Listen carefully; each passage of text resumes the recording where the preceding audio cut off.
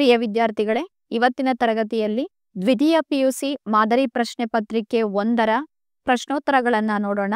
ಇದು ಪಿಯು ಪರೀಕ್ಷಾ ಮಂಡಳಿಯವರು ತಮ್ಮ ವೆಬ್ಸೈಟ್ನಲ್ಲಿ 3 ಮಾದರಿ ಪ್ರಶ್ನೆ ಪತ್ರಿಕೆಗಳನ್ನ ಬಿಟ್ಟಿದ್ದಾರೆ. ಅದರಲ್ಲಿ ಒಂದೊಂದಾಗಿ ನಾವು ಪ್ರಶ್ನೋತ್ತರ ಸಹಿತವಾಗಿ ನೋಡ್ಕೊಂಡು ಹೋಗೋಣ. ನೋಡಿ, ಇಲ್ಲಾಗ್ಲೇನೆ ಸೂಚನೆ ಕೊಟ್ಟಿದ್ದಾರೆ.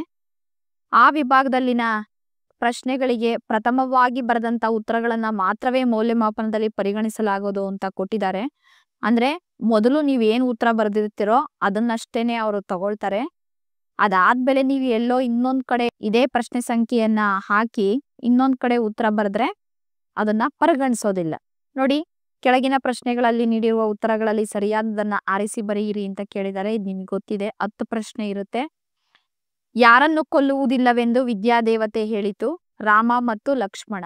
ಈ ಆಯ್ಕೆ ಸರಿಯಾದ ಉತ್ತರ. ಯಾರು ಅನ್ಯಲಿಂಗವನ್ನು ನೆನೆಯುವುದಿಲ್ಲ? ಅಂಗದ ಮೇಲೆ ಲಿಂಗ ಧರಿಸಿದವನು.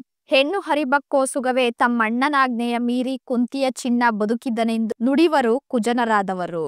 ಈ ಪದ್ಯ ಭಾಗದಲ್ಲಿ ಬರುವ ಕುಂತಿಯ ಚಿನ್ನ ಯಾರು ಅಂತ ಅಂದ್ರೆ ಕುಂತಿಯ ಮಗ ಭೀಮ. ಜಾಲಿಯ ರಸಸ್ವಾದ ಹೇಗಿರುತ್ತದೆ? ವಿಷದಂತಿರುತ್ತದೆ. ಯಾವುದು ಚಿಂತನದಿ ಮುಳುಗಿರಲಿ ಎಂದು ಕವಿ ಆಶಿಸುತ್ತಾನೆ? ಮುಪ್ಪು. ವಯಸ್ಸಾದ್ಮೇಲೆ ಚಿಂತೆ ಬಂದು ನಮ್ಮನ್ನ ಆವರಿಸ್ಕೊಳ್ಳುತ್ತೆ. ಇದು ಸರಿಯಾದ ಉತ್ತರ. ಒಟ್ಟು 5 ಪ್ರಶ್ನೆಗಳು ಪದ್ಯದಿಂದ ಇರುತ್ತೆ, 2 ಪ್ರಶ್ನೆಗಳು ಗದ್ಯದಿಂದ ಇರುತ್ತೆ, ಇನ್ನು 3 ದೀರ್ಘ ಗದ್ಯದಿಂದ ಇರುತ್ತೆ. ಮೂಲೆ ಮನೆ ಮುದ್ದೇಗೌಡರಿಗೂ ಮೂತ್ರಪಿಂಡದ ಕಲ್ಲಾಗಿತ್ತು ಎಂದು ತಿಳಿದಾಗ ಅವರ ಮನೆಗೂ ಹೋದೆ. ಓಹ್, ಈಗ ಅದೇನು ದೊಡ್ಡ ಆಪರೇಷನ್ ಅಲ್ಲಮ್ಮ, ನಾನು 4 ಬಾರಿ ಮಾಡಿಸಿಕೊಂಡಿದ್ದೇನೆ ಎಂದು ಅಂಗಿ ಎತ್ತಿ ತೋರಿಸಿದರು. ಈ ಸಾಲುಗಳಲ್ಲಿ ಮುದ್ದೇಗೌಡರಿಗೆ ಮೂತ್ರಪಿಂಡದ ಕಲ್ಲಿನ ನಿರ್ವಹಣೆ ಬಗ್ಗೆ ಇರುವ ಅಭಿಪ್ರಾಯವೇನು? ಅಂದ್ರೆ ಅಜಾಗರೂಕತೆ. ಯಾವ ಕತೆ ಹೇಳಬೇಕೆಂದು ಮನೋರಮೆ ಕೇಳಿದಳು? ರಾಮಾಶ್ವಮೇಧ. ಅಲ್ಲಿ ಸೀತಾಪಹರಣ, ಸೀತಾ ಸ್ವಯಂವರ ಇದೆಲ್ಲ ಕೊಟ್ಟಿದ್ದಾರೆ. ಅವೆಲ್ಲ ತಪ್ಪುತ್ರಗಳು. ರಾಮಾಶ್ವಮೇಧದ ಕತೆ ಹೇಳಬೇಕು ಅಂತ ಆಕಿ ಕೇಳ್ತಾಳೆ. ನಾಗರಾಜ ಕೋವಿ ಹಿಡಿದು ಎಲ್ಲಿ ಕುಳಿತಿದ್ದ? ಶಿಕಾರಿ ಗಂಡಿಯಲ್ಲಿ. ಹಳೆಕೊಪ್ಪದ ಸುಬ್ಬಣ್ಣನಿಗೆ ಆನೆಯಿಂದಾದ ತೊಂದರೆ ಕೊಟ್ಟಿಗೆ ಉರುಳಿಸಿದ್ದು. ಏನ್ ಸ್ವಾಮಿ, ಸಾಯೋದಕ್ಕೆ ಹೆದರೋವ ನಾನು ಅಂತ ತಿಳ್ಕೊಂಡ್ರ? ಲೈನ್ಮನ್ ಕೆಲಸಕ್ಕೆ ಸೇರಿದ ಮೇಲೆ ಪ್ರಾಣದ ಆಸೆ ಇಟ್ಕೊಂಡ್ರೆ ಆಗುತ್ತಾ? ನಮ್ಮ ಡಿಪಾರ್ಟ್ಮೆಂಟಿನ ಲೈನ್ಮನ್ಗಳು ಯಾರಾದ್ರೂ ಈವರೆಗೆ ಸರ್ವಿಸ್ ಮುಗಿಸಿ ರಿಟೈರ್ ಆಗಿರೋದನ್ನ ನೋಡಿದ್ದೀರಾ? ಲೈನ್ಮನ್ ದುರ್ಗಪ್ಪನ ಮಾತುಗಳು ಆತನ ಕೆಲಸದ ಬಗ್ಗೆ ಏನನ್ನು ಸೂಚಿಸುತ್ತದೆ? ಅಪಾಯಕಾರಿ ಕೆಲಸ. ಬಿಟ್ಟ ಸ್ಥಳದಲ್ಲಿ ಒಂದು ಉತ್ತರ ಹೆಚ್ಚಿಗೆ ಇರುತ್ತೆ. ಅದು ಇಲ್ಲಿ ಯಾವುದಕ್ಕೂ ಅನ್ವಯಿಸದೇ ಇರೋದು. ಹೆಚ್ಚುವರಿ ಉತ್ತರ ಇರುತ್ತೆ. ನೀವು ನೋಡ್ಕೊಂಡು ಗಮನ ಇಟ್ಕೊಂಡು ಬರಿಬೇಕು. ವಾಲ್ಪರೈ ಮಧ್ಯದಲ್ಲಿ ಪುದುತೋಟಂ ತೋಟವಿದೆ. ತಮ್ಮ ರಾಜ್ಯದಲ್ಲಿ ತಾವೇ ತಬ್ಬಲಿಗಳಾಗುತ್ತಿರುವವರು ಕನ್ನಡಿಗರು. ಧಣಿಗಳು ಹೊಳೆಯ ಹೂಳೆತ್ತಲು ಕುದುಪನಿಗೆ ಸೂಚಿಸಿದರು. ಕಲಾಂ ಅವರು ಅಣ್ಣಾಮಲೈ ವಿಶ್ವವಿದ್ಯಾನಿಲಯದಲ್ಲಿ ಸಂದರ್ಶಕ ಪ್ರೊಫೆಸರ್ ಆಗಿದ್ದರು. ಬಾಯಿ ಚಪಲ ಪೆನ್ಷನ್ದಾರರಿಗೆ ಜಾಸ್ತಿ ಇರುತ್ತದೆ. ಕೆಲವೊಂದ್ಸರಿ ವೃದ್ಧರಿಗೆ ಅಂತ ಕೊಟ್ಟಿದ್ರೆ ಅದೇ ಸರಿಯಾದ ಉತ್ತರ ಆಗುತ್ತೆ. ಇಲ್ಲಿ ವೃದ್ಧರಿಗೆ ಮತ್ತೆ ಪೆನ್ಷನ್ದಾರರಿಗೆ ಬಾಯಿ ಚಪಲ ಜಾಸ್ತಿ ಇರುತ್ತೆ ಅಂತ ಪಾಠದಲ್ಲಿದೆ. ನೀವಿಲ್ಲಿ ಗಮನದಲ್ಲಿ ಇಟ್ಕೊಳ್ಳಿ. ವೃದ್ಧರಿಗೆ ಅಂತ ಕೊಟ್ಟಿದ್ರು ಅದು ಸರಿಯಾದ ಉತ್ತರ. ಪೆನ್ಷನ್ದಾರರಿಗೆ ಅಂತ ಕೊಟ್ಟಿದ್ರೆ ಅದು ಕೂಡ ಸರಿಯಾದ ಉತ್ತರ. ಕೆಲವೊಂದ್ಸರಿ 2 ಕೊಡ್ಬೋದು. 2 ಕೊಟ್ಟಾಗ 2 ಉತ್ತರಗಳನ್ನ ಬರೀಬೇಕಾಗುತ್ತೆ. ಹೊಂದಿಸಿ ಬರೆಯಿರಿ. ಕೀರ್ತನೆ ಜಾಲಿಯ ಮರ. ಅಂದ್ರೆ ಇದು ಕೀರ್ತನ ಸಾಹಿತ್ಯಕ್ಕೆ ಬರುತ್ತೆ. ಪುರಂದರದಾಸರು ಬರೆದಿರೋದು. ಮುಂಬೈ ಜಾತಕ ಆಯ್ಕೆ ಕೃತಿ ಕೊಟ್ಟಿದ್ದಾರೆ. ತೆರೆದ ದಾರಿ. KS ನಿಸಾರ್ ಅಹಮದ್ ಶಿಲುಬೆ ಏರಿದ್ದಾನೆ ಪದ್ಯ ಬರೆದಿದ್ದಾರೆ. ಹತ್ತಿ ಚಿತ್ತ ಮತ್ತು ಟಿ ಯಲ್ಲಪ್ಪ ಅವರು ಬರೆದಿರೋದು. ನಾನೆಂಬ ಮಾಯೆ ಆಯ್ಕೆ ಕೃತಿ ಇದು. ಒಮ್ಮೆ ನಗುತ್ತೇವೆ ಪದ್ಯದ್ದು. ಈಗ 2-3 ವಾಕ್ಯಗಳಲ್ಲಿ ಉತ್ತರಿಸ್ತಕ್ಕಂಥ ಪ್ರಶ್ನೆಗಳನ್ನ ನೋಡೋಣ. ರಾವಣನಿಗೆ ಸೀತೆಯ ಬಗ್ಗೆ ವೈರಾಗ್ಯ ಮೂಡಿದ ಸಂದರ್ಭವನ್ನು ವಿವರಿಸಿ. ಸೀತೆಯು ಮೂರ್ಛಿತೆಯಾಗಲು ರಾವಣನಿಗೆ ಆಕೆಯ ಮೇಲೆ ಅನುಕಂಪ ಹುಟ್ಟಿತು. ಕರುಣೆ ತೋರುತ್ತಾನೆ. ಅಲ್ಲದೆ ತನ್ನ ಕರ್ಮಾಧೀನತೆಯಿಂದ ಹುಟ್ಟಿದಂತಹ ಕೆಟ್ಟ ಪಾಪದ ಘೋರ ಪರಿಣಾಮವನ್ನು ತಾನೇ ಅಳಿದುಕೊಳ್ಳುತ್ತಾನೆ. ಕದಡಿ ಹೋದ ಕೊಳದ ನೀರು ತನ್ನಷ್ಟಕ್ಕೆ ತಿಳಿಗೊಳ್ಳುವಂತೆ ರಾವಣನಿಗೆ ತನ್ನೊಳಗೆ ಬದಲಾವಣೆಯಾಗಿ ಸೀತೆಯ ಬಗ್ಗೆ ವೈರಾಗ್ಯ ಮೂಡಿತು. ಕೊಲಲ್ ಅಕ್ಷಮರೆಂದು ದ್ರೌಪದಿ ಯಾರನ್ನು ಕುರಿತು ಹೇಳಿದ್ದಾಳೆ? ದ್ರೌಪದಿ ತನಗೆ ಒದಗಿ ಬಂದ ಸಂಕಷ್ಟವನ್ನು ಇರುವ 5 ಗಂಡಂದಿರಲ್ಲಿ ಯಾರ ಬಳಿಯಲ್ಲಿ ಹೇಳಿಕೊಳ್ಳುವುದು ಎಂದು ಚಿಂತಿಸುತ್ತಾಳೆ. ಧರ್ಮರಾಯನಲ್ಲಿ ಹೇಳೋಣವೆಂದರೆ ಆತ ಧರ್ಮವನ್ನು ಮೀರಿ ನಡೆಯುವವನಲ್ಲ. ಅರ್ಜುನನಲ್ಲಿ ಹೇಳೋಣವೆಂದರೆ ಆತ ಅಣ್ಣನ ಮಾತನ್ನು ಮೀರಿ ನಡೆಯುವವನಲ್ಲ. ಇನ್ನು ನಕುಲ ಸಹದೇವರಿಗೆ ಹೇಳೋಣವೆಂದರೆ ಅವರಿಬ್ಬರು ಕೀಚಕನೆನ್ನುವ ನಾಯಿಯನ್ನು ಕೊಲ್ಲಲು ಅಕ್ಷಮರು ಅಂದ್ರೆ ಅಸಮರ್ಥರು ಎನ್ನುತ್ತಾ ಭೀಮನಲ್ಲಿ ಹೇಳುವ ನಿರ್ಧಾರ ಮಾಡುತ್ತಾಳೆ. 19ನೇ ಪ್ರಶ್ನೆ, ಬೆಳಕು ಬೇಟೆಗಾರ ಹೇಗೆ ಬರುತ್ತಾನೆ? 7 ಚಿನ್ನ ಬೆಳಗಾಯ್ತು ಅಣ್ಣ ಎಂದು ಕವಿ ಬೇಂದ್ರೆಯವರು ಮಲಗಿರುವ ಮನಸ್ಸುಗಳನ್ನು ಎಬ್ಬಿಸುತ್ತಿದ್ದಾರೆ. ಮೂಡಲ ದಿಕ್ಕಿನಲ್ಲಿ ಸೂರ್ಯ ಉದಯಿಸುತ್ತಿದ್ದಾನೆ. ನಕ್ಷತ್ರಗಳು ಜಾರಿ ಕತ್ತಲೆ ಸೋರಿ ಹೋಗುತ್ತಿದೆ. ಆಗ ಮಾರನು ತನ್ನ ಜೇನುಣದ ಎದೆಗೆ ಹೂಬಾಣವನ್ನು ಹೂಡುತ್ತಾನೆ. ಆಗ ಬೆಳಕಿನ ಬೇಟೆಗಾರ ಆಗಮಿಸುತ್ತಾನೆ. ಶಿಲುಬೆಗೇರಿದ ಯೇಸುವಿನ ದೇಹ ಯಾರಿಗೆ ಏನನ್ನು ಅನ್ನುವಂತಿದೆ? ಶಿಲುಬೆಗೇರಿದ ಯೇಸುವಿನ ದೇಹ ತನ್ನನ್ನು ಶಿಲುಬೆಗೇರಿಸಿದವರೇ, ಕೊಲೆಗಡುಕ ಬರಬ್ಬನ ವಕಾಲತ್ತು ನಡೆಸಿದವರೇ, ಎಡಕ್ಕೊಬ್ಬ ಬಲಕ್ಕೊಬ್ಬ ಕಳ್ಳನ ತೂಗಿ ಸನ್ಮಾನಿಸಿದವರೇ, ಮನ್ನಿಸಲಿ ನಿಮ್ಮನ್ನ ಆ ದೇವರೇ ಎಂದು ಹೇಳುವಂತಿದೆ. ಅನ್ಯ ಡಾಕ್ಟರುಗಳು ಬಸಲಿಂಗನ ಕಾಯಿಲೆಯ ಬಗ್ಗೆ ಏನೆಂದು ಪ್ರತಿಕ್ರಿಯಿಸಿದರು? ಬಸಲಿಂಗ ತನ್ನ ಎಡಗಣ್ಣಿನ ನೋವು ತಡೆಯದಾದಾಗ ಆತ ಮರಳಿ ಡಾಕ್ಟರ್ ತಿಮ್ಮಪ್ಪನವರಲ್ಲಿಗೆ ಹೋಗುತ್ತಾನೆ. ಆದರೆ ಅವರು ಮರಳಿ ಆಪರೇಷನ್ ಮಾಡಲು ಸಾಧ್ಯವಿಲ್ಲವೆಂದು ಔಷಧಿ ಬರೆದು ಕೊಡುತ್ತಾರೆ. ಇದರಿಂದ ರೋಷಗೊಂಡ ಬಸಲಿಂಗ ತನ್ನ ಉಡಾಫೆತನದಿಂದ ಲಿಂಗಾಯತ ರಾಜಕಾರಣಿ ರುದ್ರಪ್ಪನನ್ನು ಕರೆದುಕೊಂಡು ಬೇರೆ ವೈದ್ಯರ ಬಳಿಗೆ ಹೋದ. ಇವನನ್ನು ಪರೀಕ್ಷಿಸಿದ ಕೆಲ ಡಾಕ್ಟರುಗಳು ಇದಕ್ಕೆ ಆಪರೇಷನ್ನೇ ಬೇಕಿಲ್ಲ, ಆ ಡಾಕ್ಟರ್ ತಿಮ್ಮಪ್ಪನಿಗೆ ಬುದ್ಧಿ ಇಲ್ಲ, ಅದಕ್ಕೆ ಆಪರೇಷನ್ ಮಾಡಿದ್ದಾರೆ ಎಂದರು. ಔಷಧಿ ನೀಡಿ ಹಿತವಚನ ಕೊಟ್ಟರು. ತ್ರಿಭಾಷಾ ಸೂತ್ರದ ಬಳಕೆ ಹೇಗಿರಬೇಕು? ಕೇಂದ್ರ ಸರ್ಕಾರದ ಕಚೇರಿಗಳ ಎಲ್ಲಾ ಸೂಚನೆಗಳು, ಎಲ್ಲಾ ಫಾರಂಗಳು, ಎಲ್ಲಾ ಬರವಣಿಗೆಯ ವ್ಯವಹಾರಗಳು ಕ್ರಮವಾಗಿ ಪ್ರಾದೇಶಿಕ ಭಾಷೆ, ಹಿಂದಿ ಮತ್ತು ಇಂಗ್ಲಿಷ್ಗಳಲ್ಲಿರಬೇಕು. ಇದೇ ತ್ರಿಭಾಷಾ ಸೂತ್ರದ ಬಳಕೆ. ಕಲಾಂ ಅವರು ಬಂಡೆಗಳ ಬಸಿರಲ್ಲಿ ಕಂಡದ್ದೇನು? ಕಲಾಂ ಅವರು ಒಬ್ಬ ಶಿಲ್ಪಿ. ಬೇರೆಯವರಿಗೆ ಬಂಡೆಯಾಗಿ ಕಾಣಿಸಿದ್ದು ಅವರಿಗೆ ಅದರೊಳಗೆ ಅಡಗಿರುವ ಶಿವಶಕ್ತಿಯಾಗಿ ಕಾಣಿಸುತ್ತದೆ. ಕುಗ್ರಾಮ ಇಮಾರತ್ ಇಂದು ವಿಶ್ವವಿಖ್ಯಾತ. ಕಗ್ಗಲ್ಲ ಬಂಜರು ನಾಡಿನಲ್ಲಿ ಬಂಡೆಗಳ ಬಸಿರಲ್ಲಿ ಶಿವನ ನಿಹಿತ ಶಕ್ತಿಯನ್ನು ಕಲಾಂ ಕಂಡರು. ಕ್ಷಿಪಣಿ ರೂಪದಲ್ಲಿ ಶಕ್ತಿ ಹೊರಬರಲು ಕಂಪಿಸುತ್ತಿರುವುದನ್ನು ಅವರ ಒಳಗಣ್ಣು ನೋಡಿತು. ಪಟ್ಟಣದ ಹೋಟೆಲಿನ ಕಟ್ಟಡ ಹೇಗಿದೆ? ಮನವನ್ನಾಕರ್ಷಿಸುವ ಭವ್ಯ ಕಟ್ಟಡವಿದೆ. ನಡೆದರೆ ಕಾಲು ಜಾರುವ ನಯವಾದ ಪರಸಿಯ ನೆಲವಿದೆ. ಕೂತರೆ ಮಾಸಿ ಹೋದೀತೆನ್ನುವ ಕುರ್ಚಿ ಇದೆ. ತಂಪಾದ ಫ್ಯಾನಿನ ಗಾಳಿ ಇದೆ. ಡೆಕೋಲಂನಿಂದ ಅಲಂಕೃತವಾದ ಟೇಬಲ್ಲು ಇದೆ. ಟೇಬಲ್ ಮೇಲೆ ಗ್ಲಾಸು ಇದೆ. ಗ್ಲಾಸಿನಲ್ಲಿ ನೀರು ಇದೆ. ದುರ್ಗಪ್ಪ ಏಕೆ ಬಂದಿರಬಹುದೆಂದು ನಿರೂಪಕರು ಯೋಚಿಸಿದರು. ನಿರೂಪಕರು ದುರ್ಗಪ್ಪನ ಮಾತುಗಳನ್ನು ಕೇಳಿದಾಗ ಏನು ಕೆಲಸವಿಲ್ಲದೆ ಆತ ಪುರುಸೊತ್ತಾಗಿದ್ದ ಎಂದು ಅರ್ಥ ಬರುತ್ತಿತ್ತು. ಹಾಗಿದ್ದರೆ ಏನೋ ಇನಾಮು ಕೇಳಲೋ ಅಥವಾ ಚಂದ ವಸೂಲಿಗೋ ಇಲ್ಲವೇ ಮನೆ ಉಪಯೋಗಕ್ಕೆ ಕಾಫಿ ಬೀಜವನ್ನೋ ಏಲಕ್ಕಿಯನ್ನೋ ಕೇಳಲು ಈ ರೀತಿ ಪೀಠಿಕೆ ಹಾಕಿರಬಹುದೆಂದು ಯೋಚಿಸಿದರು. ಕಾಡಾನೆಗಳ ಹಾವಳಿಗೆ ಪ್ರಕಾಶ್ ನೀಡಿದ ಕಾರಣಗಳೇನು? ಅಪ್ಪರ್ ಭದ್ರಾ ಅಣೆಕಟ್ಟಿನಿಂದ ಮುಳುಗಡೆಯಾಗುವ ಕಾಡುಗಳನ್ನು ಸರ್ವೆ ಮಾಡಲು ಬಂದಿದ್ದ ಇಕಾಲಜಿಸ್ಟ್ ಪ್ರಕಾಶ್ ಮೂಡಿಗೆರೆಯಲ್ಲಿ ಒಂದು ಭಾಷಣ ಮಾಡುತ್ತಾ ಕಾಡಾನೆಗಳ ಹಾವಳಿಗೆ ಕಾರಣ ಅರಣ್ಯ ಇಲಾಖೆಯವರು ಕಾಡಿನ ಮರಗಳನ್ನು ತೆಗೆದು ನೀಲಗಿರಿ, ಅಕೇಶಿಯಾ ಮುಂತಾದ ಆನೆಗಳಿಗೆ ನಿರುಪಯುಕ್ತವಾದುದನ್ನು ನೆಡುತ್ತಿರುವುದು ಎಂಬುದು. ನಾಗರಾಜ ದುರ್ಗಪ್ಪನ ಮೇಲೆ ಏನೆಂದು ರೇಗಿದನು? ನಾಗರಾಜ ದುರ್ಗಪ್ಪನ ಮೇಲೆ ಏನೋ ಮರ ಯಾಕೆ ಕಡಿತೀಯ ಅಂತ ಕೇಳಿದ್ರೆ ಮ್ಯಾಲಿನವ್ರನ್ನ ಕೇಳ್ಕಳಿ ಅಂತ ಉಚಾಯಿಸ್ ಮಾತಾಡ್ತೀಯ. ಹೇಳ್ದೆ ಕೇಳ್ದೆ ಡಿಪಾರ್ಟ್ಮೆಂಟಿನ ಮರ ಕಡಿದ್ರೆ ಇನ್ನೊಂದ್ಸಾರಿ ಮತ್ತೇನಿಲ್ಲ, ನಿನ್ನೆ ಲಾಕಪ್ಪಿಗೆ ಹಾಕಿಸ್ಬಿಡ್ತೀನಿ, ಏನಂತ ತಿಳ್ಕೊಂಡಿದೀಯ ಎಂದು ರೇಗಿದನು. ಜಬ್ಬಾರ್ ನಿರೂಪಕರಿಗೆ ಅಂಚೆ ವಿಲೇವಾರಿ ಬಗ್ಗೆ ಅಸಡ್ಡೆಯಿಂದ ಏನು ಹೇಳಿದ? ಜಬ್ಬಾರ್ ನಿರೂಪಕರಿಗೆ ಅಂಚೆ ವಿಲೇವಾರಿ ಬಗ್ಗೆ ಅಸಡ್ಡೆಯಿಂದ, ಅಯ್ಯೋ ಯಾವ ಮದ್ವೆ ಮನೆ ಕಾಗ್ದ ಸಾರ್, ನೀವೇನು ಹೋಗೋದಿಲ್ಲ ಏನಿಲ್ಲ, ಅವನ್ನ ಇವತ್ ಕೊಟ್ರು ಒಂದೇ ನಾಳೆ ಕೊಟ್ರು ಒಂದೇ ಎಂದು ಹೇಳಿದ. ಈ ವಿಭಾಗದಲ್ಲಿ ಸಂದರ್ಭ ಸೂಚಿಸಿ ಸ್ವಾರಸ್ಯ ಬರೆಯಿರಿ ಪ್ರಶ್ನೆಗಳಿರ್ತವೆ. ಜ್ಯೋತಿ ನಿನ್ನಾರ ಹೋಲಾರ. ನೋಡಿ, ಹಬ್ಬಲಿ ಅವರ ರಸವಳ್ಳಿ ಜನಪದ ಗೀತೆಯಿಂದ ಆಯ್ದುಕೊಂಡಿರ್ತಕ್ಕಂಥ ಪದ್ಯ ಇದು. ಅಂದ್ರೆ ತಾಯಿಗೆ ಸರಿಸಮಾನವಾಗಿ ಯಾರನ್ನೂ ಹೋಲ್ಸೋದಿಕ್ಕೆ ಆಗೋದಿಲ್ಲ, ಆಕೆನೇ ಶ್ರೇಷ್ಠ ಅನ್ನೋ ಸಂದರ್ಭ. ಅದಕ್ಕೆ ಸಂಬಂಧಪಟ್ಟಂಗೆ ವಿವರಣೆ ನೀವು ಬರಿತೀರಿ. ಅಂದ್ರೆ ಒಲೆಯಲ್ಲಿ 1000 ಕೊಳ್ಳಿ ಉರಿದ್ರೂ ಸಹಿತ ಒಂದು ಜ್ಯೋತಿಗೆ ಸಮಾನವಾಗೋದಿಲ್ಲ ಅಂತ ಅಂದ್ಬಿಟ್ಟು, ಹಂಗೇನೆ 1000 ಜನ ಇದ್ರೂ ಅವರೊಳಗೆ ಹೆತ್ತ ತಾಯಿನೇ ಜ್ಯೋತಿ ತರ, ಅವಳನ್ನ ಯಾರಿಗೂ ಹೋಲ್ಸೋದಿಕ್ಕೆ ಆಗಲ್ಲ ಅಂತ ತಾಯಿಯ ಮಹತ್ವವನ್ನ ಇಲ್ಲಿ ಹೇಳಿದ್ದಾರೆ. ಸ್ವಾರಸ್ಯ, ತಾಯಿಯ ಪ್ರೀತಿ ವಾತ್ಸಲ್ಯವು ತಂಪಾಗಿರುತ್ತದೆ ಅನ್ನೋದು ಸ್ವಾರಸ್ಯ. ಕುಳಿತು ಕೆಮ್ಮುವ ಪ್ರಾಣಿ ಅಂದಾಗ GS ಶಿವರುದ್ರಪ್ಪನವರು ಬರೆದಿರ್ತಕ್ಕಂಥ ಮುಂಬೈ ಜಾತಕ ಪದ್ಯದಿದು. ತೆರೆದ ದಾರಿ ಆಯ್ಕೆ ಕೃತಿ. ತಂದೆ ಬಗ್ಗೆ ಇಲ್ಲಿ ನೀವು ಬರಿಬೇಕಾಗತ್ತೆ. ತಂದೆ ಆದವನು ಬೆಳಗಿನಿಂದ ಸಂಜೆವರೆಗೂ ಕೆಲಸದ ನೆಪದಲ್ಲಿ ಕಣ್ಮರೆಯಾಗಿ ಹೋಗ್ಬಿಡ್ತಾನೆ. ಮಗು ತಂದೆಯನ್ನ ನೋಡೋ ಸಂದರ್ಭಗಳೇ ಅಪರೂಪ. ಯಾಕೆಂದ್ರೆ ಮಗು ಎದ್ದೇಳಕ್ ಮೊದ್ಲೇನೆ ಮನೆ ಬಿಟ್ಟು ಕೆಲ್ಸಕ್ಕೆ ಹೋದ್ರೆ ಮತ್ತೆ ಆತ ಹಿಂತಿರುಗೋದು ಮಗು ಮಲಗಿದ ಮೇಲೆ. ತಡರಾತ್ರಿಯಲ್ಲಿ ಕೆಲಸದ ಒತ್ತಡ ಅವನಿಗಿರುತ್ತೆ. ಒಂದೊಂದ್ ಸಾರಿ ರಜಾ ದಿನಗಳಲ್ಲಿ ಕಣ್ಣಿಗ್ ಕಂಡು ಕೆಮ್ಮುತ್ತಾ ಕುಳಿತಿರುವ ಪ್ರಾಣಿಯಂತೆ ಗೋಚರಿಸ್ತಾನೆ. ಈ ರೀತಿಯಲ್ಲಿ ತಂದೆ ಮಗುವಿನೊಂದಿಗೆ ಯಾಂತ್ರಿಕ ಕರ್ತವ್ಯ ನಿಭಾಯಿಸ್ತಾ ಇದ್ದಾನೆ ಅಂತ ಬರೀಬೇಕು. ನಗರದಲ್ಲಿ ಬೆಳೆಯುವ ಮಗು ತನ್ನ ತಂದೆಯ ಪ್ರೀತಿಯಿಂದ ವಂಚಿತವಾಗುತ್ತಿರುವುದು ಇಲ್ಲಿನ ಸ್ವಾರಸ್ಯ. ಅಲ್ಲಿಯ ಮಾತು ಅವನಿಗೆ ಸಸೇಮಿರ ಬರದು. ಶ್ರೀಮತಿ ಲಲಿತಾ ಸಿದ್ದಬಸವಯ್ಯ ಅವರು ಬರೆದಿರೋದು ಒಂದು ಹೂ ಹೆಚ್ಚಿಗೆ ಇಡುತ್ತೀನಿ ಅನ್ನೋ ಪದ್ಯ.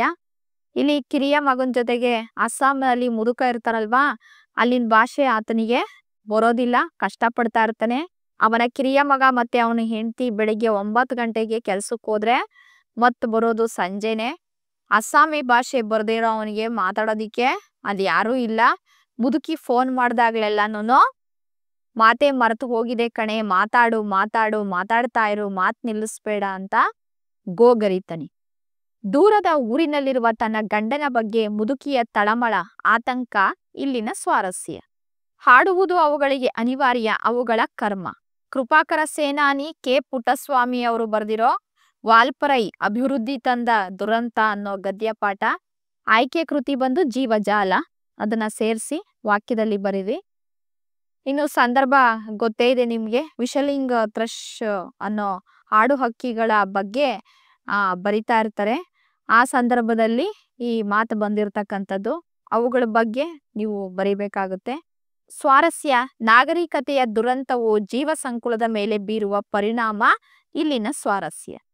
ಈ ಅದೃಷ್ಟ ನಿನಗೂ ಇತ್ತಲ್ಲೇ. ಶ್ರೀಮತಿ ನೇಮಿಚಂದ್ರ ಅವರು ಬರೆದಿರೋದು ಬದುಕು ಬದಲಿಸಬಹುದು ಅನ್ನೋದು ಆಯ್ಕೆ ಕೃತಿ. ಆಯ್ಕೆ ಇದೆ ನಮ್ಮ ಕೈಯಲ್ಲಿ ಗದ್ಯಪಾಠದಿಂದ ಆರಿಸಲಾಗಿದೆ. ಇಲ್ಲಿ ಲೇಖಕಿ ನೇಮಿಚಂದ್ರ ಅವರು ಅವ್ರ ಗೆಳತಿ ಸೀತಾ ಹತ್ರ ಈ ವಿಚಾರವನ್ನ ಹೇಳ್ತಾರೆ. ಅವರು ಸಂಶೋಧನೆ ಮುಗಿಸಿ ಬೆಂಗಳೂರಿನ ಕಂಪ್ನಿಯೊಂದರಲ್ಲಿ ಕೆಲ್ಸಕ್ಕೆ ಸೇರ್ಕೊಳ್ತಾರೆ. ಬಾಡಿಗೆ ಮನೇಲಿ ರೋಸ್ ಹೋಗಿ ಬ್ಯಾಂಕಿಂದ ಸಾಲ ತಗೊಂಡು ಒಂದ್ ಸಣ್ಣ ಫ್ಲಾಟ್ ಅನ್ನ ಕೊಂಡ್ಕೊಳ್ತಾರೆ. ಒಂದ್ಸರಿ ಸೀತಾ ಅವ್ರ ಮನೆಗ್ ಬಂದಾಗ ನೀನ್ ಬಿಡೆ ತುಂಬಾ ಅದೃಷ್ಟವಂತೆ ಅಂತ ಅವಳು ದುಃಖಿಸ್ತಾಳೆ. ಅದಕ್ಕೆ ಲೇಖಕಿ, ಖಂಡಿತ ನಾನು ಅದೃಷ್ಟವಂತೆ ಕಣೆ, ಭಾರತದಲ್ಲಿ ಹೆಚ್ಚಿನ ಹೆಣ್ಮಕ್ಳಿಗೆ ಓದೋ ಅವಕಾಶ ಸಿಗೋದಿಲ್ಲ, ಆದ್ರೆ ನನಗ ಆ ಅವಕಾಶ ಸಿಕ್ತು, ಎಷ್ಟ್ ಬೇಕಾದ್ರೂ ಓದಿಸ್ತೀನಿ ಅಂತ ಅನ್ನೋ ತಂದೆ ಇದ್ರು, ನನ್ನಂಥದ್ದೇ ಅದೃಷ್ಟ ನಿನಗೂ ಇತ್ತಲ್ಲೇ ಅಂತ ಹೇಳ್ಬಿಡ್ತಾರೆ. ಆಗ ಈ ಮಾತು ಬರುತ್ತೆ, ಸ್ವಾರಸ್ಯ, ಕಷ್ಟಪಟ್ಟರೆ ಜೀವನ ಅದೃಷ್ಟವಾಗಿ ಬದಲಾಗುತ್ತದೆ. ನೀರಿಳಿಯದ ಗಂಟಲೋಳ್ ಕಡುಬು ತುರುಕಿದಂತಾಯ್ತು. ತಿರುಗನ್ನಡದ ಬೆಳ್ನುಡಿ ಮುದ್ದಣ ಕವಿ ಬರೆದಿರ್ತಕ್ಕಂಥದ್ದು ರಾಮಾಶ್ವಮೇಧ ಆಯ್ಕೆ ಕೃತಿ. ಮನೋರಮೆ ಮುದ್ದಣನ್ಗೆ ಹೇಳೋ ಮಾತಿದು. ಮುದ್ದಣ ಕಥೆಯನ್ನ ಸ್ವಸ್ತಿ ಶ್ರೀಮತ್ ಸುರಾ ಸುರೇಂದ್ರ ನರೇಂದ್ರ ಮುನೀಂದ್ರ ಅಂತ ಪ್ರಾರಂಭಿಸಿದಾಗ ಮನೋರಮೆ ಓ ತಡೆ ಭೂಮಿಗೆ ಒಡೆಯನಾದ ಶ್ರೀರಾಮಚಂದ್ರನ ಕಥೆಯನ್ನ ಹೇಳು ಅಂತಂದ್ರೆ ಜೈನ ಮಹಾಪುರುಷರ ಕಥೆಯನ್ನ ಹೇಳ್ತಿದೀಯಾ ಅಂತ ಪ್ರಶ್ನಿಸ್ತಾಳೆ. ಸಾಕ್ ಮಾಡು, ಈ ತರ ಎದೆ ಒಡೆದೋಗೋ ಕತೆಗೆ ಉಡುಗೊರೆಯನ್ನ ಯಾರು ಕೊಡ್ತಾರೆ ಅಂತ ಹೇಳಿದಾಗ ಮುದ್ದಣ್ಣ ಈ ರೀತಿಯಾಗಿ ಕಾವ್ಯ ಪ್ರಾರಂಭಿಸೋದು ಸಂಸ್ಕೃತದ ಒಂದು ಚೆಲುವು ಅಂತ ಕರೀತಾನೆ. ಆಗ ಮನೋರಮೆ ಆತನ ಮಾತಿಗೆ ಉತ್ತರಿಸ್ತಾ ಈ ಮೇಲಿನ ಮಾತನ್ನ ಹೇಳ್ತಾಳೆ. ಸಂಸ್ಕೃತ ಭೂಯಿಷ್ಠವಾದ ಕಾವ್ಯ ಪರಂಪರೆ ಸಾಕು, ತಿಳಿಗನ್ನಡದ ಸವಿ ಸ್ವಾದ ಬೇಕೆಂಬುದು ಇಲ್ಲಿನ ಸ್ವಾರಸ್ಯ. ಹೊರಗಡೆಯಿಂದ ಎಕ್ಸ್ಪೋರ್ಟ್ ಆದವು. ಕೆ.ಪಿ. ಪೂರ್ಣಚಂದ್ರ ತೇಜಸ್ವಿ ಅವರು ರಚಿಸಿದ ಕಿರಗೂರಿನ ಗಯ್ಯಾಳಿಗಳು ಅನ್ನೋ ಕೃತಿಯಿಂದ ಆಯ್ದ ಕೃಷ್ಣೇಗೌಡನ ಆನೆ ಅನ್ನೋ ನೀಳ್ಗತೆಯಿಂದ ಆರಿಸಿಕೊಳ್ಳಲಾಗಿದೆ. ಮುನ್ಸಿಪಾಲಿಟಿ ಪ್ರೆಸಿಡೆಂಟ್ರಾದಂಥ ಖಾನ್ ಸಾಹೇಬ್ರು ನಿರೂಪಕರಲ್ಲಿ ಹೇಳೋ ಮಾತಿದು. ಮುನ್ಸಿಪಾಲಿಟಿ ಪ್ರೆಸಿಡೆಂಟ್ರಾದಂಥ ಖಾನ್ ಸಾಹೇಬ್ರನ್ನ ಭೇಟಿ ಮಾಡೋದಿಕ್ಕೆ ಅಂತ ಲೇಖಕರು ಹೋಗ್ತಾರೆ. ಊರಿನಲ್ಲಿ ಹೆಚ್ಚಾಗಿರೋ ಕಂತ್ರಿನಾಯಿಯನ್ನ ಕುರಿತು ಪ್ರಸ್ತಾಪಿಸಿದಾಗ ಅದನ್ನ ಒಪ್ಕೊಳ್ತಾರೆ. ಆದ್ರೆ ಇವೆಲ್ಲ ಇಲ್ಲಿನ ನಾಯಿಗಳಲ್ಲ, ಯಾರೋ ಹೊರಗಡೆಯಿಂದ ಲಾರಿಲಿ ತುಂಬಿಸ್ಕೊಂಡ್ ಬಂದು ರಾತ್ರೋರಾತ್ರಿ ಬಿಟ್ಟು ಹೋಗ್ತಾ ಇದ್ದಾರೆ ಅಂತ ಹೇಳ್ತಾರೆ. ತಾನು ತನ್ನ ಕಡೆಯಿಂದ ಆದ ಪ್ರಯತ್ನ ಎಲ್ಲ ಮಾಡಿದ್ದೇನೆ ಅಂತ ಹೇಳ್ತಾರೆ. ಸಮಯಕ್ಕೊಂದು ಸುಳ್ಳು ಹೇಳುವುದು ರಾಜಕಾರಣಿಗಳ ಸ್ವಭಾವ ಎಂಬುದು ಇಲ್ಲಿನ ಸ್ವಾರಸ್ಯ. ಈ ಕಂಬದೊಳಗೆ ಏನೋ ಸೇರ್ಕೊಂಡಿದೆ. ಲೈನ್ಮನ್ ಶಂಕರಪ್ಪ ಇಂಜಿನಿಯರ್ ರಮೇಶ್ ಬಾಬುಗೆ ಹೇಳೋ ಮಾತಿದು. ತಿಪ್ಪಣ್ಣನನ್ನ ನೋಡಿದ ರಮೇಶ್ ಬಾಬು ಶಂಕರಪ್ಪನಿಗೆ ಹೇಳ್ತಾನೆ, ಕಂಬ ಹತ್ತಿ ಒಮ್ಮೆ ನೋಡೋ ಮಾರಯ್ಯ, ಅಕಸ್ಮಾತ್ ಜೀವ ಇದ್ರೆ ಆಸ್ಪತ್ರೆಗೆ ಸೇರ್ಸೋಣ ಅಂತಾನೆ. ಅವನ ಮಾತಿನಂತೆ ಕಂಬ ಹತ್ತಿದ ಶಂಕರಪ್ಪ ಕಂಬವನ್ನ ಅರ್ಧ ಹತ್ತೋಷ್ಟ್ರಲ್ಲಿ ಕೈಕಾಲ್ ಜುಮ್ಮೆಂದು ನಡುಗಿದಂತಾಗಿ ಅಯ್ಯಯ್ಯೋ ಅಂತ ಕಿರ್ಚಿ ಕಂಬದಿಂದ ದೂರ ನಿಲ್ತಾನೆ. ಇದನ್ನ ಗಮನಿಸಿದಂತಹ ರಮೇಶ್ ಬಾಬು ಏನಾಯ್ತು ಅಂತ ಕೇಳಿದಾಗ ಶಂಕರಪ್ಪ ಈ ಮೇಲಿನಂತೆ ಹೇಳ್ತಾನೆ. ಶಂಕರಪ್ಪನ ಕಾಳಜಿ ಕಳವಳ ಇಲ್ಲಿನ ಸ್ವಾರಸ್ಯ. 4 ಅಂಕದ ಪ್ರಶ್ನೋತ್ತರಗಳನ್ನ ನೋಡಿ. ಕದಡಿದ ಸಲಿಲಂ ತಿಳಿವಂದದೆ ಕಾವ್ಯ ಭಾಗದಲ್ಲಿ ಕಂಡುಬರುವ ರಾವಣನ ವ್ಯಕ್ತಿತ್ವವನ್ನ ವಿಮರ್ಶಿಸಿ ನಿಮ್ಮ ಮಾತುಗಳಲ್ಲಿ ಉತ್ತರಿಸಿ ಅಂದಾಗ ನೀವು ಇಡೀ ಪದ್ಯದ ಒಂದು ಸಾರಾಂಶನೇ ಬರಿಬೇಕಾಗುತ್ತೆ. ಯಾಕೆಂದ್ರೆ ರಾವಣನ ವ್ಯಕ್ತಿತ್ವ ಸಂಪೂರ್ಣವಾಗಿ ಆ ಸಾರಾಂಶದಲ್ಲೇ ಅಡಗಿರ್ತಕ್ಕಂಥದ್ದನ್ನ ನಾವು ಗಮನಿಸಬಹುದು. ಮುಂದಿನ ಪ್ರಶ್ನೆ, ರಕ್ಷಿಸಬೇಕಾದವರೇ ಭಕ್ಷಕರಾದರೆ ಒದಗುವ ವಿಘಟನೆಯನ್ನ ಬಸವಣ್ಣನವರು ಹೇಗೆ ಚಿತ್ರಿಸಿದ್ದಾರೆ ಅಂತ ಅಂದಾಗ ನೀವು ಬಸವಣ್ಣನವರ ವಚನಗಳಲ್ಲಿ 3ನೇ ಪದ್ಯ ಇದೆಯಲ್ವಾ, ಅದನ್ನ ಸಂಪೂರ್ಣವಾಗಿ ವಿವರಣಾತ್ಮಕವಾಗಿ ನೀವು ಬರಿಬೇಕಾಗುತ್ತೆ. ದ್ರೌಪದಿ ಅವಮಾನಕ್ಕೊಳಗಾದ 3 ಪ್ರಸಂಗಗಳನ್ನ ವಿವರಿಸಿ ಅಂತ ಕೇಳಿದಾಗ ಮೊದಲನೇ ಅವಮಾನದ ಪ್ರಸಂಗ ನೋಡಿ ಇಲ್ಲಿದೆ, ಬರಿಬೇಕು. ದುಶ್ಯಾಸನನಿಂದ ಆಕೆ ವಸ್ತ್ರಾಪರಣ ನಡೆಯುತ್ತೆ ನೋಡಿ, ಅದು. 2ನೇ ಅವಮಾನದ ಸಂದರ್ಭ ಅರಣ್ಯವಾಸದಲ್ಲಿದ್ದಾಗ ದುರ್ಯೋಧನನ ತಂಗಿ ಗಂಡ ಸೈಂಧವ ಅಪಹರಣ ಮಾಡೋದು ಬರಿಬೇಕು. 3ನೇ ಪ್ರಸಂಗ ಕೀಚಕ ಅನ್ನೋ ನಾಯಿ ತುಂಬಿದ ಸಭೆಯಲ್ಲಿ ಕಾಲಿನಿಂದ ಒದ್ದದ್ದು. ಇದಿಷ್ಟನ್ನು ನೋಡಿ ಇದೇ ತರನೇ 3 ಪ್ಯಾರ ಮಾಡಿ ವಿವರಣಾತ್ಮಕವಾಗಿ ಬರಿಬೇಕಾಗುತ್ತೆ. 40ನೇ ಪ್ರಶ್ನೆ ವಿಶೇಷವಾಗಿರುತ್ತೆ. ಒಂದು ಅಳಗನ್ನಡದ ಪದ್ಯ ಭಾಗವನ್ನ ಕೊಡ್ತಾರೆ, ಅದಕ್ಕೆ ಸಂಬಂಧಪಟ್ಟ ಹಾಗೆ 3 ಪ್ರಶ್ನೆಗಳು ಇರ್ತವೆ. 1 ಅಂಕದ 2 ಪ್ರಶ್ನೆಗಳಿರ್ತವೆ, 2 ಅಂಕದ್ದು 1 ಪ್ರಶ್ನೆ ಇರುತ್ತೆ. ನೋಡಿ ಇಲ್ಲಿ ಪಗೆಯ ಬಾಲಕನೆಂಬರೆ ಪದ್ಯದ್ದು. ಬೆಳೆಗೆ ಮಳೆ ಯಾವಾಗ ಬೇಕು, ಒಣಗುವ ಪೈರಿಗೆ ಮಳೆ ಬೇಕು. ಇಲ್ಲಿದೆ ನೋಡಿ, ಒಣಗಲ್ ಪೈರಿಗೆ ಬಾರದಿರುತ್ತ ಮಳೆ, ಅದನ್ನ ವಾಕ್ಯ ಮಾಡಿ ಬರಿಬೇಕು. ಈ ಪದ್ಯದ ಕವಿಯ ಅಂಕಿತ ಯಾವುದು? ಇಲ್ಲೇ ಇದೆ ನೋಡಿ, ಹರಹರ ಶ್ರೀ ಚನ್ನಸೋಮೇಶ್ವರ ಅನ್ನೋದು. ಸಮಯೋಚಿತಕ್ಕಾದ ಹುಲ್ಲು ಕಡ್ಡಿಯೂ ಕೂಡ ಪರ್ವತಕ್ಕೆ ಸಮಾನ ಎಂಬ ಹೇಳಿಕೆಯನ್ನು ಸಮರ್ಥಿಸಿ ಅಂತ ಕೇಳ್ತಾರೆ. ಚಿಕ್ಕದಾದ ಸಹಾಯವು ಕಷ್ಟದಲ್ಲಿರುವವನಿಗೆ ದೊಡ್ಡದಾಗಿ ಕಾಣಿಸುತ್ತದೆ. ಸಹಾಯ ಚಿಕ್ಕದಿರಲಿ ದೊಡ್ಡದಿರಲಿ ಅದು ಮುಖ್ಯ ಆಗುವುದಿಲ್ಲ. ಸಕಾಲಕ್ಕೆ ಒದಗುವ ಸಹಾಯ ಎಲ್ಲಕ್ಕಿಂತ ದೊಡ್ಡದು. ಕಷ್ಟ ಕಾಲದಲ್ಲಿ ಸಮಯಕ್ಕೆ ಸರಿಯಾಗಿ ಬಂದು ಸಹಾಯ ಮಾಡುವ ಒಂದು ಹುಲ್ಲು ಕಡ್ಡಿಯೂ ಕೂಡ ಕಷ್ಟದಲ್ಲಿರುವವನಿಗೆ ಪರ್ವತದಂತೆ ಕಾಣುತ್ತದೆ ಎಂದು ಸೋಮನಾಥ ಅಭಿಪ್ರಾಯಪಟ್ಟಿದ್ದಾನೆ ಅಂತ ಬರಿಬೇಕು. ಬಸಲಿಂಗ ಕೊನೆಯಲ್ಲಿ ತೆಗೆದುಕೊಂಡ ನಿರ್ಧಾರ ಯಾವುದೋ ಅದಕ್ಕೆ ಕಾರಣಗಳೇನು ಅಂತ ಅಂದಾಗ ನಿಮಗೆ ಗೊತ್ತಿದೆ, ಮುಟ್ಟಿಸಿಕೊಂಡವನು ಗದ್ದಿದ್ದು ವಿಚಾರಗಳನ್ನ ಬರಿಬೇಕು. ಬಸಲಿಂಗ ಕೊನೆಯಲ್ಲಿ ಅವನು ನಿರ್ಧಾರ ತಗೊಳ್ತಾನೆ ನೋಡಿ, ತನ್ನ ಉಡಾಫೆ, ತನ್ನ ಜಾತಿ, ಸುಳ್ಳು ಎಲ್ಲ ನಂಬ್ಕೊಂಡ್ ಕೂತಿದೆ, ಅದ್ಯಾವ್ದು ನನ್ನ ಕಣ್ಣು ಇವಾಗ ಉಳ್ಸಲ್ಲ, ನಾನು ಮತ್ತೆ ತಿಮ್ಮಪ್ಪನವ್ರನ್ನ ಭೇಟಿ ಮಾಡ್ಬೇಕು ಅಂತ ಅನ್ಬಿಟ್ಟು ತೀರ್ಮಾನ ಮಾಡಿ ಹೋಗ್ತಾನಲ್ವಾ, ಆ ವಿಚಾರ ಬರಿಬೇಕು. ಚಿನ್ನಮ್ಮನ ಕುಟುಂಬ ಹೊಳೆಯ ಬಗ್ಗೆ ಅಸಹನೆ ಹೊಂದಬಾರದೆಂದು ಲೇಖಕಿ ಬಯಸುವುದೇಕೆ, ವಿವರಿಸಿ ಅಂತ ಅಂದಾಗ ಲೇಖಕಿ 1ನೇ ಭಾಗದಲ್ಲಿ 2nd ಪ್ಯಾರ ಹೇಳ್ತಾರೆ ನೋಡಿ, ಹೊಳೆಯು ಏನು ಬೇಕಂತಲೇ ಆ ಕುಟುಂಬದ ಮೇಲೆ ಆ ರೀತಿ ಅಪವಾದ ಹೊರಿಸಿರ್ಲಿಲ್ಲ, ಅದಕ್ಕೂ ಇವ್ರ ಸಂಸಾರದ ಮೇಲೆ ಎಷ್ಟೊಂದು ಪ್ರೀತಿ ಇತ್ತು. ತಾನು ಹರಿದು ಬರ್ಬೇಕಾದ್ರೆ ಎಲ್ಲೆಲ್ಲಿಂದಲೋ ಸೌದೆ, ಕಡ್ಡಿ, ಕುರಿ, ಏಣಿ, ದೋಣಿ ಇವೆಲ್ಲ ತಗೊಂಬಂದ್ಕೊ ಅವ್ರು ಕಣ್ಣಿಗೆ ಬೀಳೋ ಹಾಗೆ ಮಾಡ್ತಿತ್ತು, ಅದೆಲ್ಲ ಹೇಳ್ತಾರೆ ನೋಡಿ, ಅದೆಲ್ಲ ಬರಿಬೇಕು. ಇನ್ನು ಡ್ರೈವರ್ ಅಬ್ಬಾಸ್ ಮತ್ತು ಕ್ಲೀನರ್ ಕೃಷ್ಣರ ಸಾವಿಗೆ ಕೃಷ್ಣೇಗೌಡರು ಆನೆ ಕಾರಣವೇ, ವಿವರಿಸಿ ಅಂತ ಕೇಳ್ತಾರೆ. ಮೊದಲಿಗೆ ಕಾರಣ ಅಲ್ಲ ಅಂತ ಬರಿಬೇಕು, ಇದು 1 ಮಾರ್ಕ್ಸು. ವಿವರಿಸಿ ಅಂತ ಅಂದಾಗ ಇದಕ್ಕೆ 3 ಮಾರ್ಕ್ಸು. ಇನ್ನ ಉಳಿದಿದ್ನ ಬಿಡಿ ಸೇದೋ ಒಂದು ಸಂದರ್ಭ ಬರುತ್ತಲ್ವಾ, ಅದನ್ನ ನೀವು ವಿವರಣಾತ್ಮಕವಾಗಿ ಬರಿಬೇಕಾಗುತ್ತೆ. ತನ್ನ ಆನೆಯ ಬಗ್ಗೆ ಕೃಷ್ಣೇಗೌಡನಲ್ಲಿ ಬೇಸರ ಮೂಡಲು ಕಾರಣಗಳೇನು ಅಂತ ಅಂದಾಗ, ಹಿಂದೆ ಒಂದ್ಸರಿ ಆನೆ ಮೂಡಿಗೆರೆಗೆ ಕರ್ಕೊಂಡ್ ಬಂದಾಗ ನನ್ ಮನೆಗೆ ಲಕ್ಷ್ಮಿ ಬಂದಂಗಾಯ್ತು ಅಂತ ಅನ್ಕೊಳ್ತಾನೆ. ಯಾಕೆಂದ್ರೆ ಆನೆ ಬಂದ್ಮೇಲೆನೆ ಅವನು ಸ್ವಲ್ಪ ದುಡ್ಡಿನ ಮುಖ ನೋಡಿದ್ದು, ಅಲ್ಲಿವರೆಗೂ ಎಲ್ಲಾ ವ್ಯವಹಾರಗಳಲ್ಲೂ ಅವ್ನು ಸೋತೋಗ್ಬಿಟ್ಟಿರ್ತಾನೆ. ಈ ಮಠದವ್ರು ಯಾರಿಗಾದ್ರೂ ಹಿಂದೆ ದಾಟ್ಸಿದ್ರೆ ಸಾಕು ಅಂತ ಕಾಯ್ತಾ ಇರ್ತಾರಲ್ಲ, ಈಗ ಆ ಪರಿಸ್ಥಿತಿ ಕೃಷ್ಣೇಗೌಡಂದ ಆಗ್ಬಿಟ್ಟಿದೆ. ಅದಕ್ಕೆ ಅವ್ನು ಯೋಚನೆ ಮಾಡ್ತಾನೆ, ಯಾರಿಗ್ ಮಾರೋದು ಅಂತ. ಸರ್ಕಸ್ ಕಂಪ್ನಿಯವ್ರಿಗೆ ಕೊಡೋಣ ಅಂದ್ರೆ ಅವರೇ ಲಾಸ್ ಆಗ್ಬಿಟ್ಟಿದ್ದಾರೆ, ಪಾಪರೆದ್ದಿದ್ದಾರೆ. ಇನ್ನ ಜಗದ್ಗುರುಗಳು ಯಾವ್ದಾದ್ರು ಮಠಕ್ ಕೊಡೋಣ ಅಂತಂದ್ರೆ ಈಗ ಅವ್ರು ಅಡ್ಡ ಪಲ್ಲಕ್ಕಿಲ್ ಕೂತ್ಕೊಳ್ಳೋದೇ ಇಲ್ಲ, ಎಲ್ಲ ಬೆನ್ಸ್ ಕಾರಲ್ಲಿ ಓಡಾಡ್ತಾ ಇದ್ದಾರೆ. ಮರದ ವ್ಯಾಪಾರಿಗಳಿಗೆ ಕೊಡೋಣ ಅಂತಂದ್ರೆ ಸರ್ಕಾರದ ಕಟ್ಟುನಿಟ್ಟಿನ ಕಾನೂನು ಕ್ರಮಗಳಿಂದ ಬೇಸತ್ತು ಮತ್ತೆ ಲಂಚದ ಕಾಡ್ತಿಂದ ಅವರು ಸುಸ್ತಾಗಿ ಆ ವ್ಯಾಪಾರ ಮಾಡೋದನ್ನೇ ಬಿಟ್ಬಿಟ್ಟಿದ್ದಾರೆ.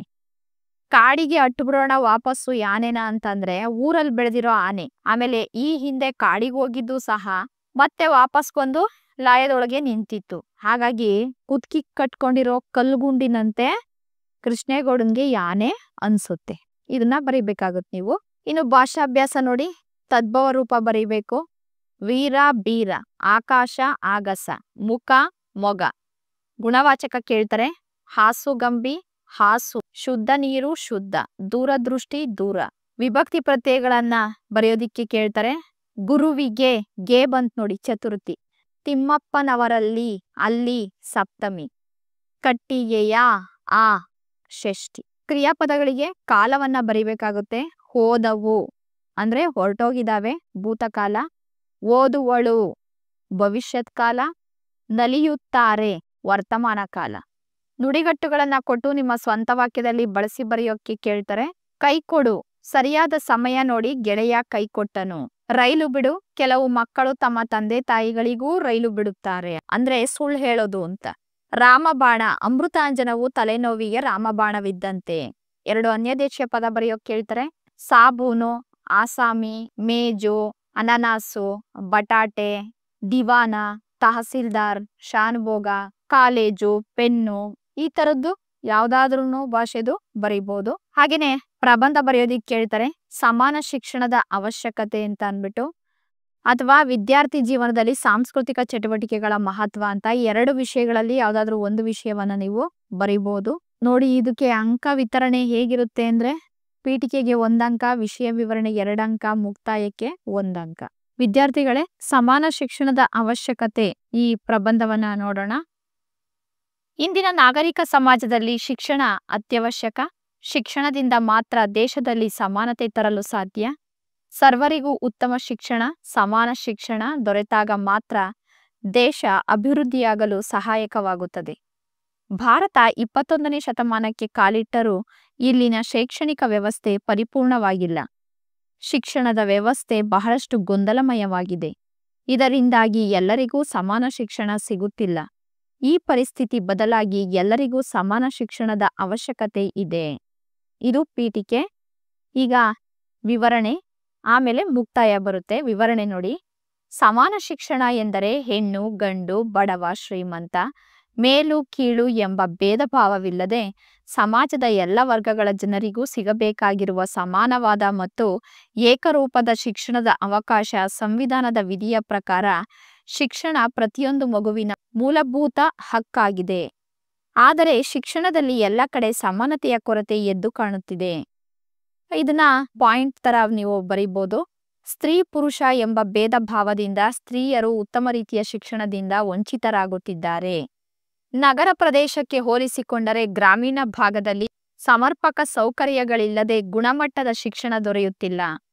ಶ್ರೀಮಂತರು ತಮ್ಮ ಮಕ್ಕಳನ್ನು ಖಾಸಗಿ ಶಾಲೆಗಳಿಗೆ ಸೇರಿಸಿ ಗುಣಮಟ್ಟದ ಶಿಕ್ಷಣ ನೀಡುತ್ತಾರೆ. ಆದರೆ ಬಡವರು ಸರ್ಕಾರಿ ಶಾಲೆಗಳನ್ನೇ ನೆಚ್ಚಿಕೊಳ್ಳಬೇಕಾಗಿದೆ. ಕೆಲವು ಶಾಲೆಗಳಲ್ಲಿ CBSE, ICSE ಪಠ್ಯಕ್ರಮವಿದ್ದರೆ ಇನ್ನೂ ಕೆಲವೆಡೆ ರಾಜ್ಯ ಪಠ್ಯಕ್ರಮದಿಂದ ಕೂಡಿದೆ. ಕಲಿಕೆಯ ಮಾಧ್ಯಮದಲ್ಲಿ ಕೂಡ ಇಂಗ್ಲಿಷ್, ಕನ್ನಡ ಎಂಬ ಭೇದವಿದೆ. ಇದರಿಂದ ಶಿಕ್ಷಣದಲ್ಲಿ ಏಕರೂಪತೆ ಮರೆಯಾಗಿದೆ. ಸರ್ಕಾರಿ ಶಾಲೆಗಳಿಗೆ ಹೋಲಿಸಿಕೊಂಡರೆ ಖಾಸಗಿ ಶಾಲೆಯಲ್ಲಿ ಉತ್ತಮ ಗುಣಮಟ್ಟದ ಶಿಕ್ಷಣ ದೊರೆಯುತ್ತಿವೆ. ಈಗ ಮುಕ್ತಾಯ ನೋಡಿ. ಈ ಮೇಲಿನ ರೀತಿಯ ಭೇದ ಭಾವಗಳು ಇಂದಿನ ಶಿಕ್ಷಣ ಕ್ರಮದಲ್ಲಿ ಕಂಡುಬರುತ್ತಿದೆ. ಈ ಅಸಮಾನತೆಯನ್ನು ಹೋಗಲಾಡಿಸಿ ಎಲ್ಲರಿಗೂ ಸಮಾನ ಶಿಕ್ಷಣ ಸಿಗುವಂತಾಗಲು ಪ್ರೌಢ ಶಿಕ್ಷಣದ ತನಕ ದೇಶಾದ್ಯಂತ ಏಕರೂಪದ ಶಿಕ್ಷಣ ನೀತಿ ಜಾರಿಯಾಗಬೇಕು. ಸಮಾಜದ ಎಲ್ಲ ವರ್ಗಗಳ ಜನರಿಗೂ ಇಂದೇ ಗುಣಮಟ್ಟದ ಶಿಕ್ಷಣ ದೊರೆಯಲು ಶಿಕ್ಷಣದ ರಾಷ್ಟ್ರೀಕರಣವಾಗಬೇಕು. ಈ ನಿಟ್ಟಿನಲ್ಲಿ ಸರ್ಕಾರ ಗಂಭೀರ ಚಿಂತನೆ ನಡೆಸಬೇಕಾದ ಅಗತ್ಯವಿದೆ. ಭಾರತದ ಶೈಕ್ಷಣಿಕ ವ್ಯವಸ್ಥೆಯಲ್ಲಿ ಆಮೂಲಾಗ್ರವಾಗಿ ಬದಲಾವಣೆಯಾದಾಗ ಮಾತ್ರ ಸ್ವಾಮಿ ವಿವೇಕಾನಂದರ ಮಾನವ ನಿರ್ಮಾಣ ಶಿಕ್ಷಣ, ಅಂಬೇಡ್ಕರರ ಸರ್ವ ಸಮಾನತೆಯ ಶಿಕ್ಷಣದ ಕನಸು ನನಸಾಗಲು ಸಾಧ್ಯ. ವಿದ್ಯಾರ್ಥಿಗಳೇ, ಇಷ್ಟು ವಿಷಯವನ್ನ ನೀವು ಬರಿಬೇಕಾಗುತ್ತೆ. ಮತ್ತೆ ಇನ್ನೊಂದು ಪ್ರಬಂಧ ಇದೆ ನೋಡಿ, ಸಾಂಸ್ಕೃತಿಕ ಚಟುವಟಿಕೆಗಳ ಮಹತ್ವ. ಪೀಠಿಕೆ: ಮಾನವನು ತನ್ನ ಚಿಂತನೆ ಮತ್ತು ಅಭಿವ್ಯಕ್ತಿಯ ಸಾಮರ್ಥ್ಯದಿಂದಾಗಿ ಇತರ ಪ್ರಾಣಿಗಳಿಗಿಂತ ವಿಭಿನ್ನವಾಗಿರುವನು. ತನ್ನ ಮನಸ್ಸಿಗೆ ಸಂತೋಷ ತರುವ ಅನೇಕ ಚಟುವಟಿಕೆಗಳಲ್ಲಿ ತೊಡಗಿಸಿಕೊಂಡನು. ತಮ್ಮ ಮನೋರಂಜನೆಯ ಜೊತೆಗೆ ಇತರರ ಜೊತೆ ಸಂತಸ ಸಂಭ್ರಮಗಳನ್ನು ಹಂಚಿಕೊಳ್ಳಲು ಹುಟ್ಟಿಕೊಂಡಿರುವ ಚಟುವಟಿಕೆಗಳೇ ಸಾಂಸ್ಕೃತಿಕ ಚಟುವಟಿಕೆಗಳು. ಈಗ ಸಾಂಸ್ಕೃತಿಕ ಚಟುವಟಿಕೆಗಳು ಅಂತ ಅಂದ್ರೆ ಯಾವ್ಯಾವು ಅಂತ ಅನ್ನೋದನ್ನ ವಿವರಣೆಯಲ್ಲಿ ನೋಡೋಣ. ಸಂಗೀತ, ನೃತ್ಯ, ನಾಟಕ, ಚಿತ್ರಕಲೆ, ಸಾಹಿತ್ಯ, ಹಾಡು ಮುಂತಾದ ಕಲಾ ಪ್ರಕಾರಗಳೇ ಸಾಂಸ್ಕೃತಿಕ ಚಟುವಟಿಕೆಗಳು. ಮನುಷ್ಯ ಸುಸಂಸ್ಕೃತನಾಗಿ ಬದುಕಬೇಕಾದರೆ ಇಂತಹ ಸಾಂಸ್ಕೃತಿಕ ಚಟುವಟಿಕೆಗಳಲ್ಲಿ ಭಾಗವಹಿಸಬೇಕು. ಆ ಮೂಲಕ ತಮ್ಮಲ್ಲಿರುವ ಸೃಜನಶೀಲತೆಯನ್ನು, ಕಲೆಯನ್ನು ವ್ಯಕ್ತಪಡಿಸಬೇಕು. ಸಾಂಸ್ಕೃತಿಕ ಚಟುವಟಿಕೆಗಳಲ್ಲಿ ಭಾಗವಹಿಸಿ ಒಳ್ಳೆಯ ಕಲಾವಿದರಾಗಿ ಪ್ರಸಿದ್ಧರಾದ ಅನೇಕ ಜನರು ನಮ್ಮಲ್ಲಿದ್ದಾರೆ.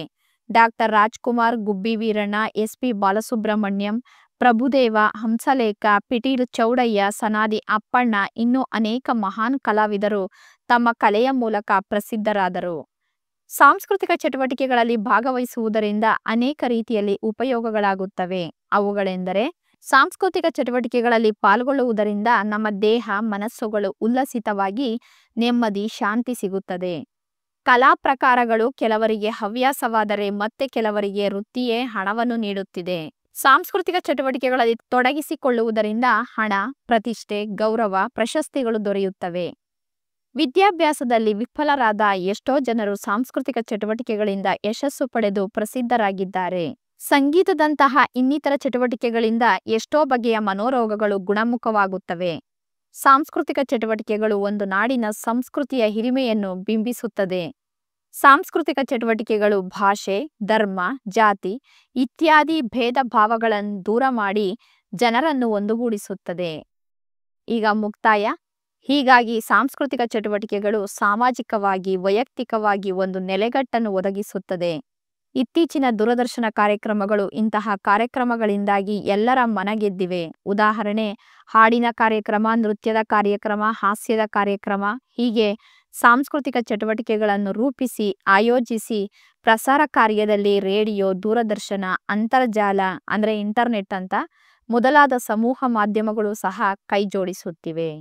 ಈ ರೀತಿಯಾಗಿ ನೀವು ಪ್ರಬಂಧವನ್ನ ಬರಿಬೇಕು. ಹಾಗೇನೆ ಪತ್ರ ಬರೆಯೋದಿಕ್ಕೆ ಕೇಳ್ತಾರೆ. ವೈಯಕ್ತಿಕ ಪತ್ರ ಮತ್ತೆ ವ್ಯಾವಹಾರಿಕ ಪತ್ರ. ನಿಮಗೆ ಯಾವುದಾದ್ರೂ ಒಂದು ಬರೆಯೋದಿಕ್ಕೆ ಕೇಳ್ತಾರೆ. ನೋಡಿ, ಅದರದ್ದು ಮಾದರಿಯನ್ನು ಸಹಿತ ನಾನಿಲ್ಲಿ ಕೊಟ್ಟಿರ್ತೀನಿ ನಿಮಗೆ. ಇದು ವೈಯಕ್ತಿಕ ಪತ್ರ. ಶ್ರೀ ಬರಿಬೇಕು. ಎಡಭಾಗದಲ್ಲಿ ಕ್ಷೇಮ, ಕ್ಷೇಮದ ಲೈನಲ್ಲೇನೆ ದಿನಾಂಕ, ಅಲ್ಲಿ ಏನು ವಿಳಾಸ ಕೊಟ್ಟಿರ್ತಾರೋ ಪ್ರಶ್ನೆಯಲ್ಲಿ ಅದೇ ವಿಳಾಸವನ್ನೇ ನೀವು ಬರಿಬೇಕು. ಅದು ಬಿಟ್ಟು ಬೇರೆ ವಿಳಾಸವನ್ನ ಬರಿಬಾರ್ದು. ತಂದೆ ಕೇಳಿರೋದ್ರಿಂದ ತೀರ್ಥರೂಪುರ್ ಅವರಿಗೆ ನಿಮ್ಮ ಮಗ ಮೋಹನನ ನಮಸ್ಕಾರಗಳು ಅಂತ ಹೇಳಬೇಕು. ಕ್ಷೇಮ ಸಮಾಚಾರ ಬರಿಬೇಕು.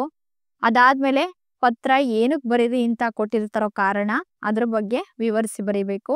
ಕೊನೆಯಲ್ಲಿ ಎಡಭಾಗದಲ್ಲಿ ವಂದನೆಗಳೊಂದಿಗೆ, ಬಲಭಾಗದಲ್ಲಿ ಇಂತಿ ನಿಮ್ಮ ಪ್ರೀತಿಯ ಮಗ ಸಹಿ ಅಂತ ಬರೆದು ಮೋಹನ ಅಂತ ಬರಿಬೇಕು.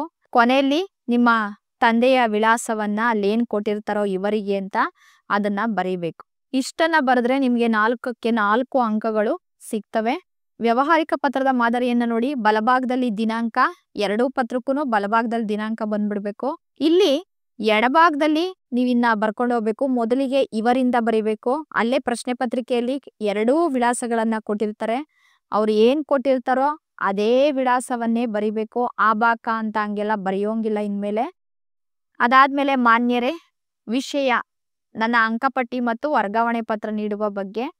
ಆಮೇಲೆ ಮೇಲ್ಕಂಡ ವಿಷಯಕ್ಕೆ ಸಂಬಂಧಪಟ್ಟ ಹಾಗೆ ಗಂಗಾದ ನಾನು ತಮ್ಮ ಕಾಲೇಜಿನಲ್ಲಿ ದ್ವಿತೀಯ PUC ವ್ಯಾಸಂಗವನ್ನ ಮುಗಿಸಿದ್ದೀನಿ. ಉನ್ನತ ವಿದ್ಯಾಭ್ಯಾಸಕ್ಕಾಗಿ ಬೇರೆ ಕಾಲೇಜಿಗೆ ಸೇರ್ಬೇಕಾಗಿದೆ. ಹಾಗಾಗಿ ದಯಮಾಡಿ ನನ್ನ ಅಂಕಪಟ್ಟಿ ಮತ್ತು ವರ್ಗಾವಣೆ ಪತ್ರ ಅಂದ್ರೆ ಮಾರ್ಕ್ಸ್ ಕಾರ್ಡು ಮತ್ತೆ TC ಅಂತ ನೀಡಬೇಕಾಗಿ ತಮ್ಮಲ್ಲಿ ವಿನಂತಿಸಿಕೊಳ್ಳುತ್ತೇನೆ ಅಂತ ಬರಿಬೇಕು. ಎಡಭಾಗದಲ್ಲಿ ವಂದನೆಗಳೊಂದಿಗೆ, ಬಲಭಾಗದಲ್ಲಿ ಇಂತಿ ನಿಮ್ಮ ಪ್ರೀತಿಯ ವಿದ್ಯಾರ್ಥಿನಿ ಅಂತ ಬರೆದು ಸಹಿ ಅಂತ ಬರೆದು ಹೆಸರು ಬರಿಬೇಕು. ಇಷ್ಟನ್ನ ಬರೆದ್ರೆ 4ಕ್ಕೆ 4 ಅಂಕಗಳು ನಿಮಗೆ ಸಿಗ್ತವೆ.